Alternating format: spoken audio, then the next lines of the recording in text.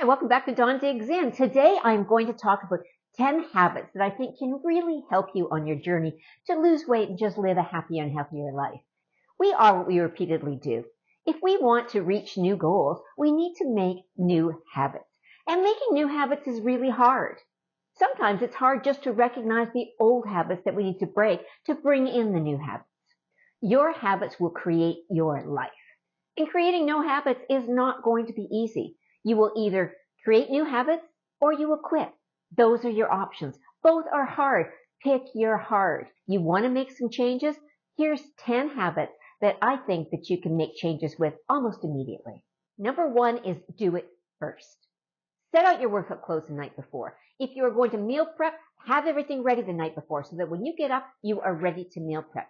Don't put things off. A lot of times if we put off what the new change is, by the end of the day, we've forgotten to do it. So if you want to work out first thing in the morning. You want to start living a happy, healthier life, you need to make little changes and make them first so that you've got them done by the end of the day. There's no more excuses as why you didn't get them done because it was the first thing that you did. Number 2 is let your habits evolve. They don't happen overnight. It takes time to form new habits. And it could be as simple as drinking more water. It could be switching to the lemon and ginger. It could be many things that will make your life easier, but give yourself some grace. Habits don't happen overnight, and it took you a lot of years to get the bad habits that you may have now. So give yourself time to form new habits while getting rid of the old habits. Number 3 is do it for a minute. Just do it for 1 minute. The timer is my best friend. I time everything. A lot of times we don't want to do things.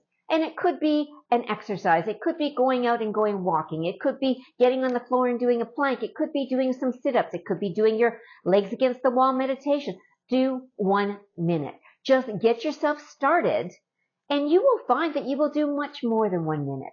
It's like the 15-minute rule for your house. Set your timer for 15 minutes. Start cleaning. Clean up a little bit at a time. When that timer goes off, you're done for that segment. This is a great way to get your health and wellness in as well. Set your timer for a minute, 2 minutes, 3 minutes, whatever your goal is, and stick to that. Just start. Number 4 is keep it simple. Now, this is where a lot of us mess up. We try to get really elaborate and we try to create whole new meal plans and a whole new way of living and loving and life, and it just gets way too complicated too fast. I don't want you to do that. I want you to take your time. Deal with what you cook now and just back off a little bit. If you cook with a lot of oil, remove the oil. If you cook with a lot of fat, buy a less fatty cut of meat. If you eat a lot of carbohydrates, try to eat a few less. Try to add a little more protein to your day. Use frozen meals. There is nothing wrong with using some of these services that will give you your boxed meals. Nothing wrong with that. If that makes your life simpler, do it. Same as your workouts. There are thousands of workouts on YouTube. Thousands. Pick something. It could be a yoga for 30 days. It could be a workout, anything that will get you started that you didn't have to figure out yourself. Eventually, you will figure out what works for you. But right now, keep it simple. Foods, workouts, simple, simple, simple, so there's no thinking involved. Number 5, get comfortable being uncomfortable because change doesn't happen in your comfort zone. It really doesn't. You need to push yourself through that workout. You need to do those couple extra reps. You need to raise that weight a little bit. You need to walk a little farther. You need to walk a little faster. You need to incline a little more. Make it a little more difficult for you. This is where change happens, in the uncomfortable. Number 6, learn. Knowledge is power. Don't say you don't know something. Learn it. Read it. Watch it. Do what you need to do to understand your body, understand how it works, understand what foods you need to be doing, figure out how to get more protein in every meal. These are things that we need to figure out for ourselves. We can't always count on everybody else to tell us what we need to do. We need to listen to our bodies and do what it needs us to do. Keep learning, keep growing. Knowledge is power. Get yourself informed. Number 7, journal everything. We have been journaling now we're on 3 weeks. And this is such an important part of the process. You're writing down the good, the bad, the ugly, what you ate, what you liked, what you didn't like, how you're doing, what you weighed, what worked for you, what didn't work for you. Keep coming back to this.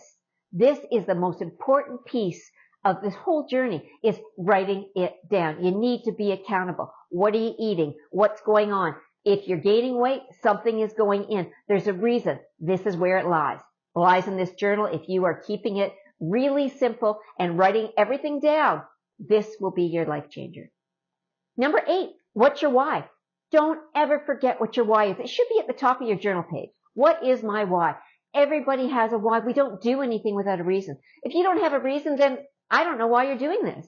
You need to have a reason, whether it's to get healthier, to get fitter, to be able to play with your grandkids, to be able to run a half marathon. It could be anything, but everybody has a reason for why they want to make change. Remember your why, especially when things get difficult.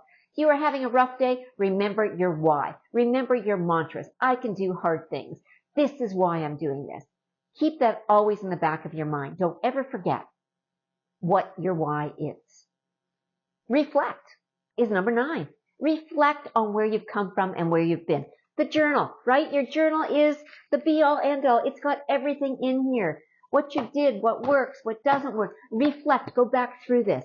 Look at your mistakes. Don't be upset at your mistakes. Your mistakes is where you grow. This is where change happens during the mistakes. It's so important that you are going back and reflecting on where you've been. At week 3 now, you should have a little bit of change going on. You've got a few new habits on the go. You've maybe switched out your breakfast and now you're trying the protein waffles. Maybe you've switched out your water and you're drinking the infamous lemon water and ginger. Simple little things. This is where the change happens. Reflect on where you've come from. Don't get mad at yourself. This is not where you get mad in reflection. Reflection is the learning curve. This is where change happens. And the last one is your self-talk. Getting rid of the negative self-talk. You are your own cheerleader. Nobody can cheer for you like you can cheer for yourself. You know what you need to do. You know what you want to do. You just need to tell yourself that you're going to do it. Be your own cheerleader. Don't talk negatively to yourself. You had a great day? Tell yourself, I had a great day. I didn't eat that today, or I didn't have that snack, or I didn't go to that drive-thru, or I didn't go to Starbucks and get that 300 calorie, 33 grams of carbs, 14 grams of fat coffee. Like simple little things like that will make such a difference in your life to help you with the negative talk. Remembering, what did I do? How did I do it? What did I do today that was great? Positive talk. Talk nicely to yourself. This is how you're going to make changes, by speaking nicely to yourself, speaking highly to yourself. You are the only you there is. Nobody else does you like you. So be the best at you that you can be. Remember your high 5 rules. If you haven't read Mel Robbins' book on the high 5 rule, I highly suggest you read it. I get up every morning and this is where the high 5 came from, because this is something that I have done for years and years and years and years, and then a book came out. But I have always done this. It's just something that you need to give yourself, that positive talk. You get up in the morning, you look in that mirror and you go, I'm amazing. I can do this. I've got it covered. That's what I want you to do this week. Go through your habits. See what habits that you need to replace. Ones that maybe you've already replaced. Give yourself a high 5 for replacing them. Simple habits will make big changes in your life. So until I see you next week, you have some awesome workouts. You're amazing. High 5.